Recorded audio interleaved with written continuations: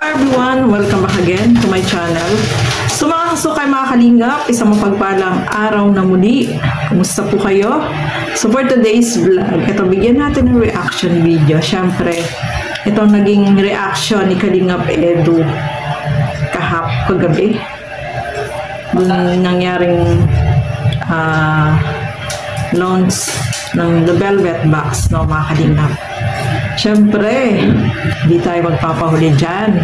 Pero hindi pa natin pwedeng reactionan yung upload ni Kalingap Rob dahil wala pang 24 hours. Pero ito, bigyan natin ng reaction. Itong naging reaction ni Kalingap Edu at ano ba yung masasabi niya dito kay YP. Tara, panoorin po natin. Pero bago natin simulan yan, huwag niyo po kakalimutan mag-subscribe. Val Santos Matubang, Kalingap Rob at Edna Vlogs at ang inyong lingkod, Gandang Emmy. Siyempre, supportahan po natin Kalingap Edu.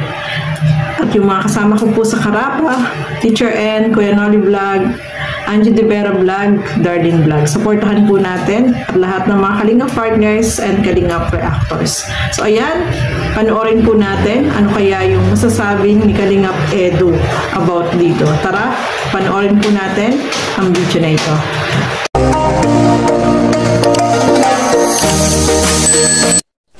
Ganda ng lahat, no? Ang gaganda ng lahat. Pero syempre, ibang-iba pa rin sa atin si ano. Ang ating nag-iisang YP, guys. Stand out siya para sa akin. Sa lahat dun. Pero mukhang ano naman eh. Halatang halata naman eh. Maganda talaga. Pansin na pansin naman. Maganda kasi bihisan si Beyonce kasi magandang ano niya, tindig at saka ang height. Magandang tindig at saka height niya. So pang modeling talaga, pang ano, pang pageant, pwede. So ayan po no, mga kasukay, mga kalingap. Grabe, si Habi. Proud na proud syempre dito sa kanyang wifey. Kasi sabi nga niya, stand out ang beauty ni Beyonce doon sa ginawang launch ng The Velvet Box dito sa smartwatch, no, mga kalingap. At kita naman natin, sobrang ganda ni Beyonce. Si YP daw yung talagang nag-stand out. Kitang-kita naman po natin yung height, yung katawan ni Beyonce, kahit anong suotin niya, babagay talaga sa kanya kasi napakaganda ng katawan ni Beyonce. Pang model, pang pageant, yung kanyang personality, yung kanyang beauty. Sobrang ganda, no? Sobrang ganda talaga ni Beyonce, mga kalingap. Kahit si Kalingap Edu, sabi niya, si Beyonce daw yung talagang bukod tangi sa lahat. Kitang-kita naman po natin, no? Hindi natin yan may itanggi. Napakaganda.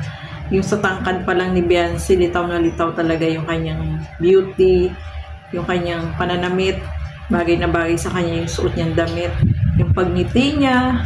Nako, sino ba naman ang hindi mahuhok? Especially itong si Papa Eds, no, mga kalingap.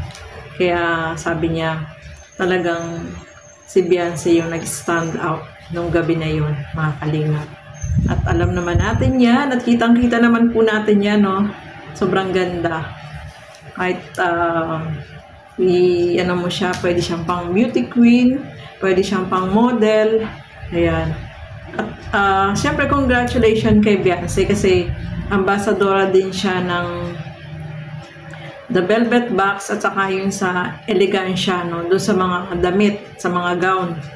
So, dalawa yung pagiging ambassador niya, ambassadress niya is Velvet Box at saka yung elegansya. Siyempre, congrats, no? At saka malaking tulong din yung The Velvet Box sa kanila. Sabi nga ni Beyonce is malaki yung naitulong, especially sa kanilang pag-aaral, no?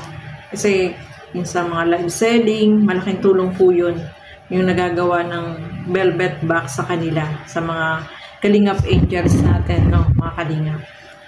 So, ayan po, mga kalingap, salamat po sa sawang panonood at pagsuporta dito sa aking mga ginagawang reaction video. So, hindi pa tayo pwedeng mag-reaction dun sa bagong upload ni Kalinga Prab. Sobrang ganda, no? Ang gaganda po nila doon. At sobrang napahanga tayo. Yung kanilang mga damit, yung kanilang mga suot na mga jewelry ng The Velvet Box, no, mga Kalingap. So, ayan po. Maraming salamat. At syempre, congrats sa bagong ambassadress at ambassador ng The Velvet Box, no. So, ayan po, hanggang dito na lamang po muna. Maraming salamat po sa inyong walang sawang panonood at pagsuporta dito sa aking mga ginagawang reaction video. Hanggang dito na lamang po muna. Keep safe everyone. Thank you for watching and mabuhay po tayong lahat. Bye-bye!